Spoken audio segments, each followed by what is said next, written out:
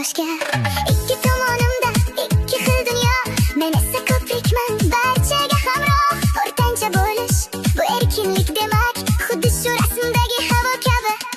Ba'zan sezmay qolishsa xafa bo'lmayman, chunki o'z olamim eng zo'r tomosha. Kattalar kiygan kiyim ham yarashar, kichiklar o'yini menga mos tushar. Men o'sha rasmda jilmaygan chehra, atrofim yashil, osmonim musaffo. O'rtancha farzandning baxti bo'lakcha, biz bor joyda doim hukmron vafo. Kattalar jiddiy, kichiklar erkin, mening dunyom esa o'rtada boshqa.